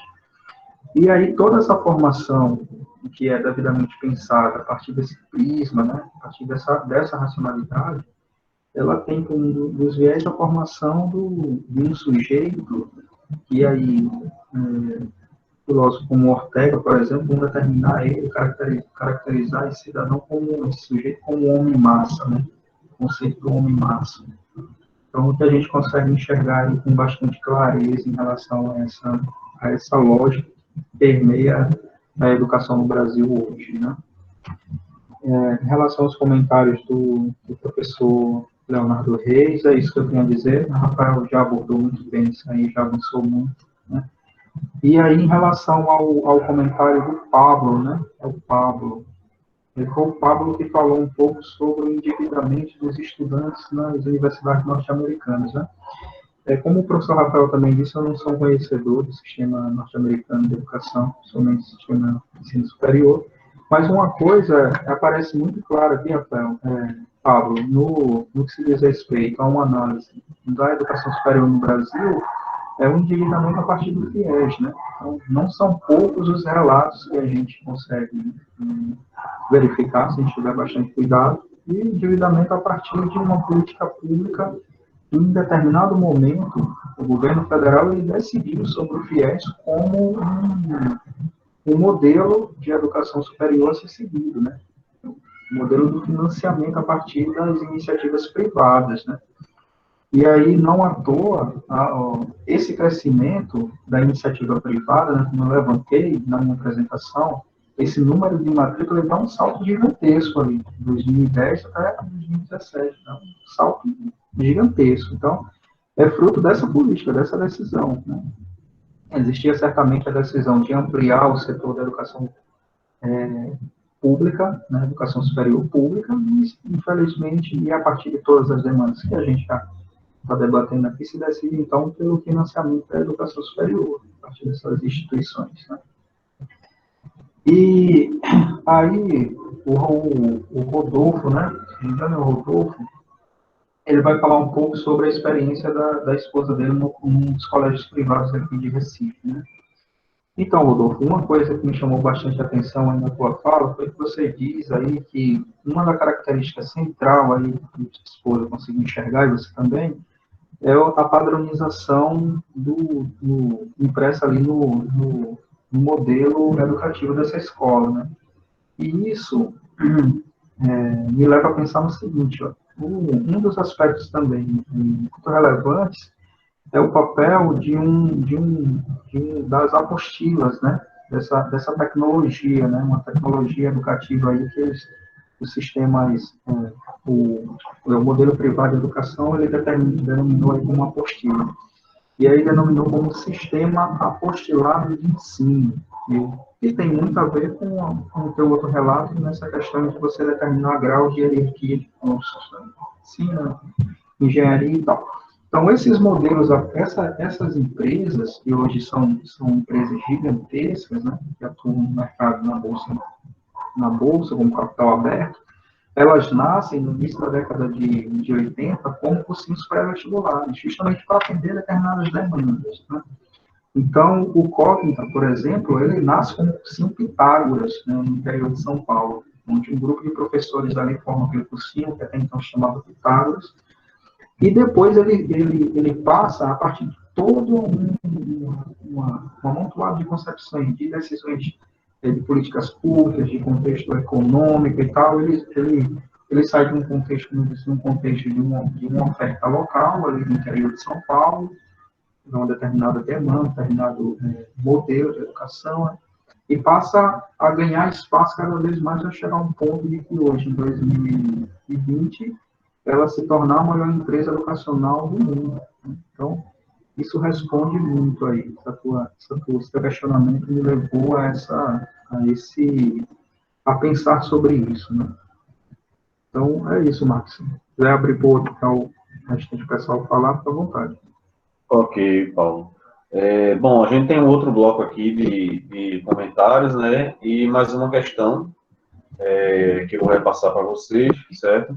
E aí também, eu já vou dizendo que após repassar essas questões, também, após vocês responderem, comentarem, também podem fazer suas considerações finais aí também, porque a gente está caminhando para o encerramento, né? Então, a gente vai ter esse bloco, eu vou passar aqui os comentários e uma questão, na verdade, e aí o professor Rafael logo após faz suas considerações, em seguida, Paulo vem, tece também seus comentários e também as considerações para a gente caminhar para a conclusão, certo? Só novamente lembrando a todos e todas que esse debate vai estar no nosso canal no YouTube, certo? Vocês podem acessar esse conteúdo juntamente com outros, certo?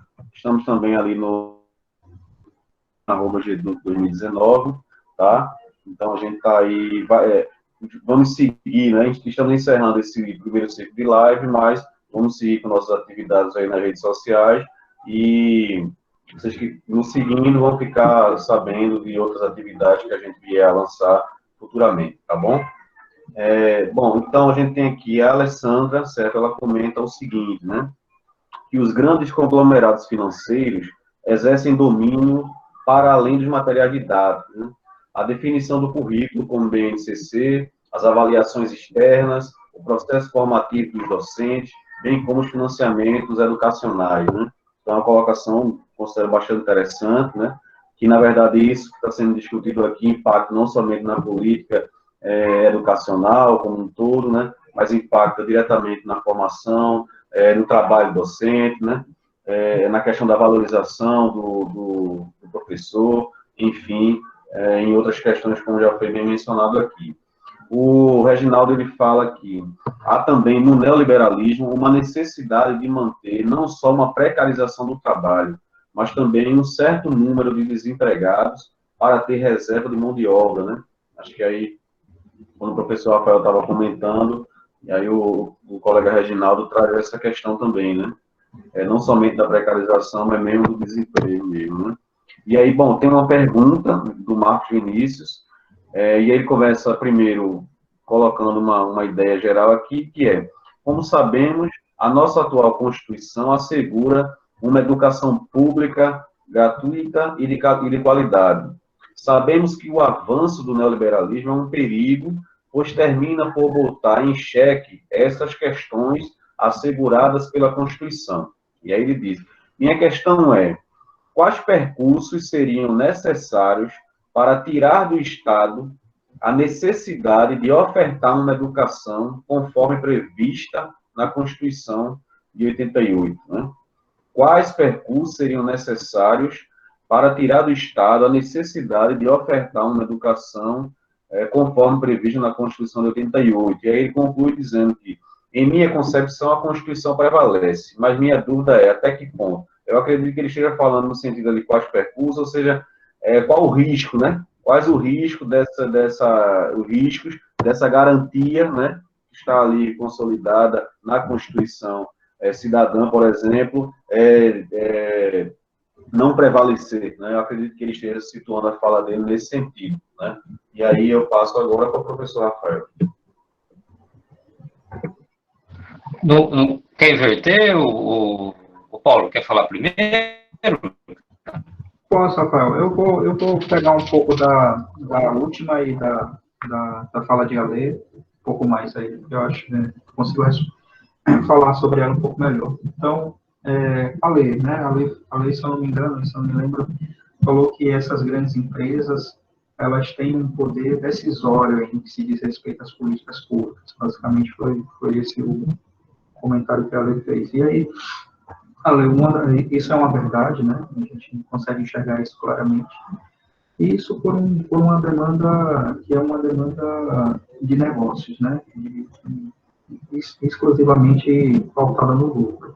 Mas uma característica também que a gente pode levantar é além dessas empresas, que são empresas aí que realmente têm um poder de voz muito grande quando vai se debater a educação, e aí pautadas enquanto voz em instituições, né? Aí as instituições que a gente pode levantar aqui são elas o Somos Educação. Não é surpresa que sempre quando tem um debate aí na grande mídia em relação à educação, o Somos Educação aparece como aquele que tem um espaço de fala bastante relevante, né? E outras instituições também que são pautadas, né? A gente pode trazer o Instituto Lemos, né? A Fundação Itaú, a Fundação Bradesco, a Fundação Natura, que atua muito aqui, principalmente no Nordeste. Enquanto instituições, né? Organizações que estão sempre ocupando espaços em torno do debate, né, da pauta da educação, né? Nesse momento de pandemia, por exemplo, não foram poucas as vezes que o Somos Educação foi convidado aí pela grande mídia para pautar a discussão em torno das voltas dos professores da sala de dos alunos e professores das aulas presenciais ou não, né? Então, raramente a gente viu alguns estudiosos, professores consagrados aí discutindo sobre isso, né, de certo modo na grande mídia, mas as instituições elas sempre estão presentes aí, né? Então isso é um aspecto que a gente consegue enxergar com bastante clareza, né? E aí a outra questão, Marcos, que agora eu acabei esquecendo um pouco, podia lembrar para mim que eu me perdi, né? Posso. A questão do Marcos Vinícius, né, que ele pergunta quais percursos seriam necessários para tirar do Estado a necessidade de ofertar uma educação conforme prevista na Constituição de 88, né? E aí ele conclui assim, em minha concepção, a Constituição prevalece, mas minha dúvida é até que ponto, né? Ou seja, como eu dizia, eu creio que seja naquele sentido do risco mesmo, né? Dessa obrigatoriedade do Estado, por exemplo, em relação à educação. Então, aí, essa pergunta é muito interessante, né? Uma boa pergunta, né?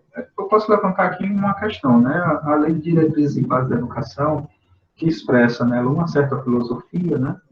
Ela abre precedente para a existência de instituições privadas, instituições públicas e instituições privadas, com fins lucrativos e sem fins lucrativos, né?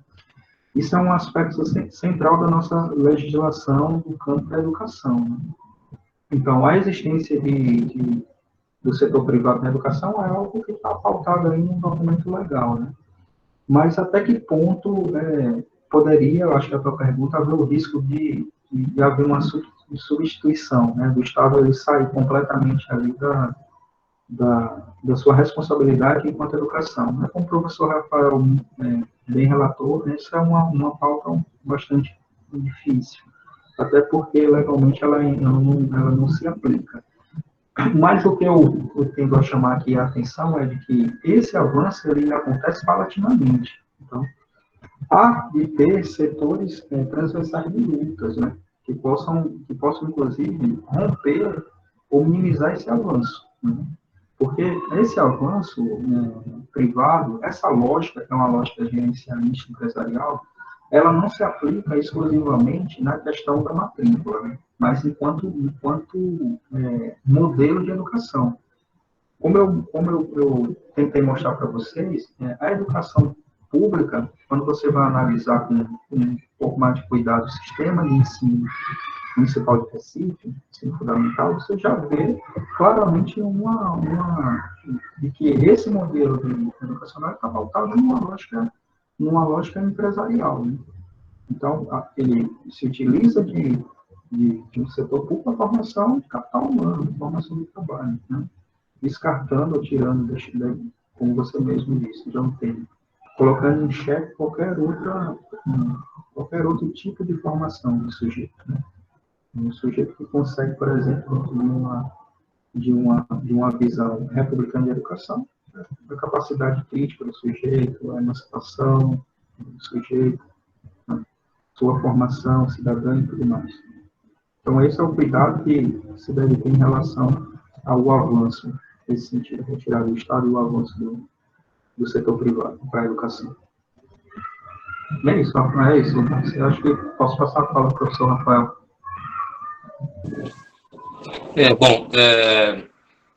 Acho que eu não teria muito mais a acrescentar sobre essas duas questões que o Paulo levantou. Eu queria só chamar a atenção aqui no comentário do Reginaldo, não foi, né, de que o neoliberalismo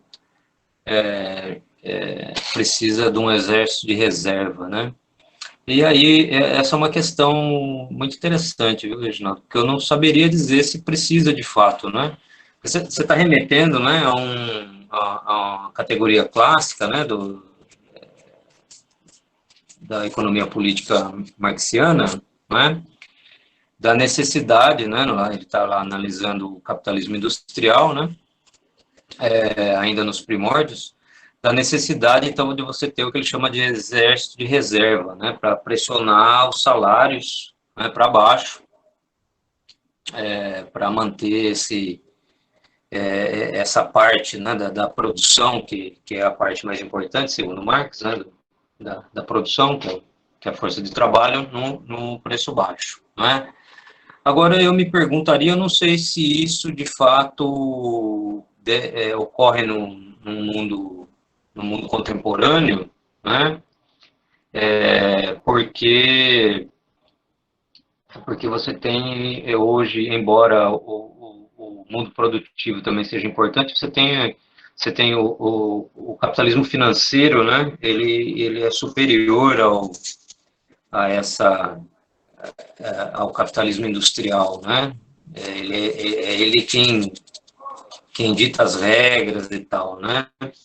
E pensando assim, que tendo em vista, né, como nós colocamos aqui, que o neoliberalismo ele presume uma ideia de que cada um deve ter um capital para investir em si, né, e fazer a economia circular, enfim, né? Não sei se seria interessante ter muita gente desempregada. Eu acho que daria uma pesquisa interessante pensar sobre isso, né? Fiquei aqui pensando, né? Me parece, contudo, que acho que assim, o atual estado político, né, da humanidade, ele é mais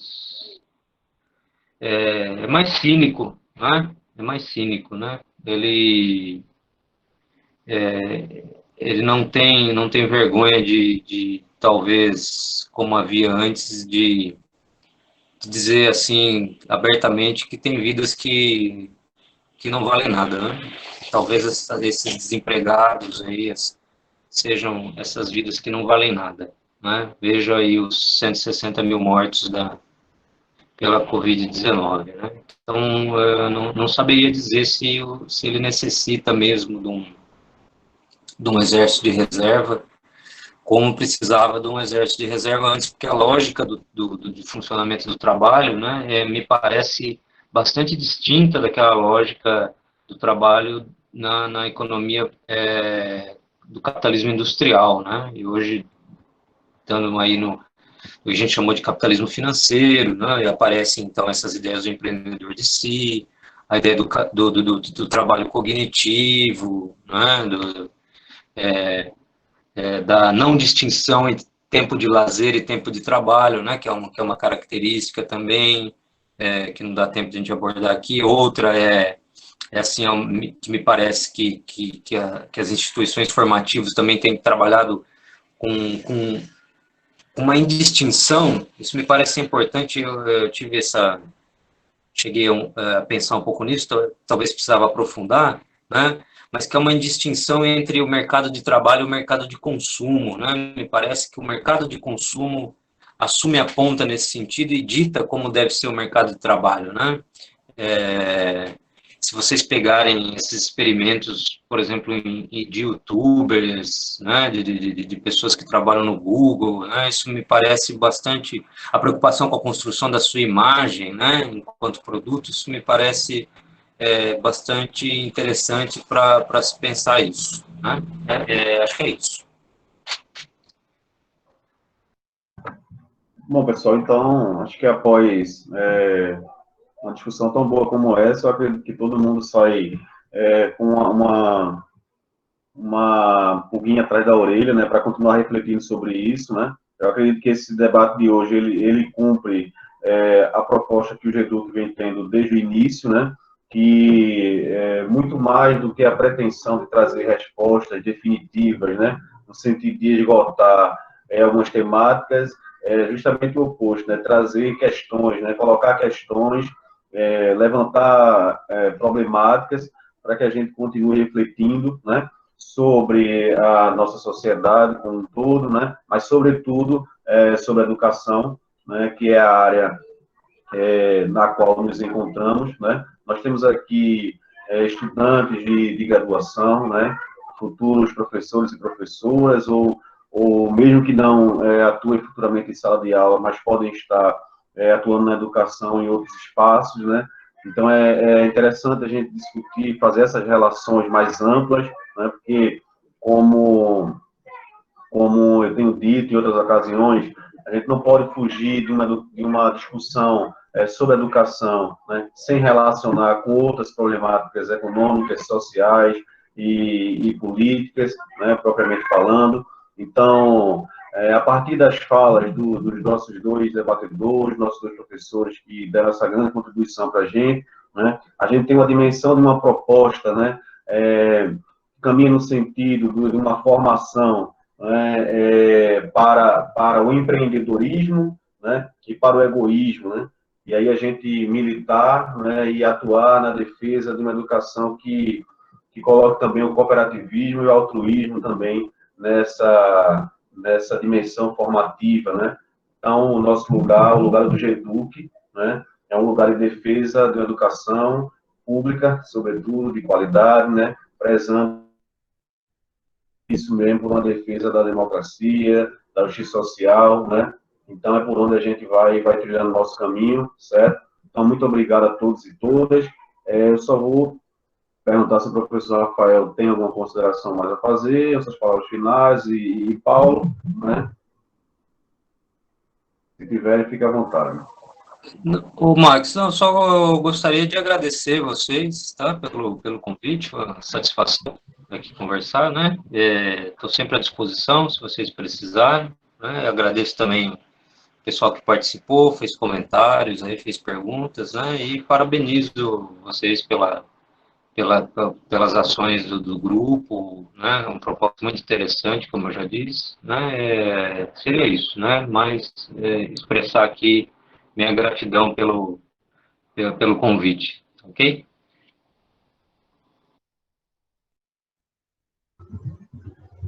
Também eu quero agradecer, inicialmente eu quero agradecer de novo, né, ao professor Rafael por aceitar estar debatendo, conversando com a gente, né?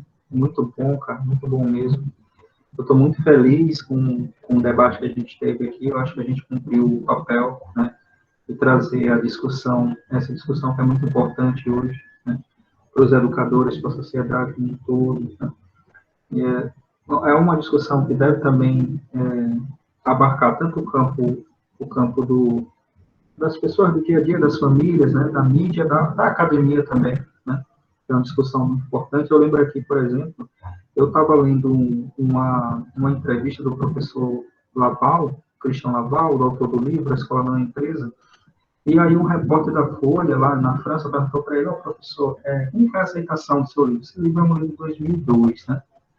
E ele disse para o repórter lá que o livro ele não teve uma boa aceitação, né? Na verdade, ele teve uma certa recusa por parte do que ele chama dos especialistas do governo, e por parte de muito, que surpreendeu muito o autor. Ele diz: olha, isso foi uma surpresa muito grande. Houve uma negativa muito grande em torno dessa obra por parte de pedagogos, de sociólogos e de historiadores, né?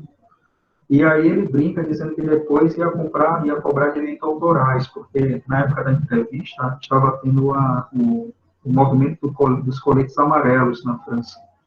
E o tema do livro, que a escola não é empresa, ela virou slogan, né? Os coletes amarelos colocavam, em todo lugar você conseguia ver, né, essa frase estampada em cartaz e tal, e aí o Natal até brinca, muitos anos depois, eu acho que eu vou cobrar direito autoral. Então, assim, a atenção que eu chamo para concluir a minha conversa aqui é que a gente não pode cometer, né, principalmente da atenção que o Laval chamou, de cometer a mesma falha da gente não discutir isso amplamente e muito aberto com a sociedade, de maneira muito, muito bem elaborada, essa discussão.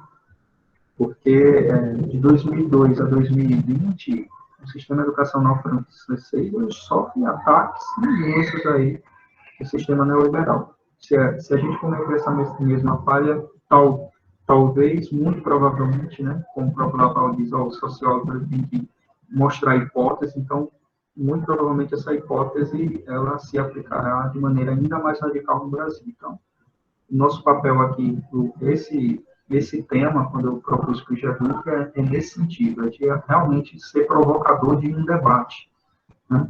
Se a escola pública está em perigo, o que a gente necessariamente tem que fazer, né? Que papel a gente tem enquanto educador, historiador, sociólogo, enquanto pai com filho na educação pública deve fazer em defesa dela. E para concluir, cara, eu quero agradecer ao GEDUC. Assim, o GEDUC, eu sou muito grato e muito feliz por fazer parte do GEDUC, né? Uma coisa que, assim, apareceu essa proposta aí, essa ideia de formar o GEDUC, é algo que tem me deixado muito contente de participar. Acho que o GEDUC, assim, ele cumpre muito bem o papel dele, e como o Marcos falou, né, quando a gente conseguir, depois de passar essa pandemia, conseguir efetivamente voltar com as atividades do GEDUC de maneira presencial, todos estão convidados a participar. É isso. Obrigado, professor Rafael, né, por aceitar o convite. Obrigado pela grande contribuição. Assim, eu não preciso nem dizer, porque eu lhe conheço há pouco tempo, mas eu já sou um grande fã seu, cara. Então, preciso nem... Eu e Paulo, a gente sempre que conversa, eu faço uma menção ali ao professor Rafael, cara que, assim, eu já virei fã, e ele diz a mesma coisa, né? O Paulo, um grande amigo aí, que a gente está caminhando junto, né? Então, assim, eu fiquei muito feliz em estar mediando, né, hoje. Então, assim, eu me sinto muito agraciado por isso, né? Quero agradecer também a todo mundo que está com a gente, e principalmente aquelas pessoas que acompanham a gente desde o começo, né? Em todos os debates que a gente vem fazendo, tem sempre pessoas aí que estão acompanhando a gente desde o começo, e participando, e contribuindo com a gente aqui, né? Eu acho que o debate, de fato, é uma provocação, né? A gente sabe do perigo, do risco, né? Da escola pública, da educação pública, que vem sofrendo, mas a gente está aqui marcando território também, marcando posição, né? Eu vejo, tem muita gente jovem aqui, isso nos anima bastante a continuar nessa empreitada, né? Eu acho que isso é muito bom, né? E aí sigamos como uma linda música que eu gosto muito, que diz assim: não mate nem deixe morrer a esperança, né? sigamos não matando e não deixando morrer a esperança, porque com certeza é isso que vai nos levar à frente, e eu acredito muito nisso. Então, muito obrigado a todos e todas, boa noite, fiquem bem, né, e se cuidem, e vamos seguir em frente aí. Um grande abraço do G12 para todos e todas. Tchau, pessoal, obrigado.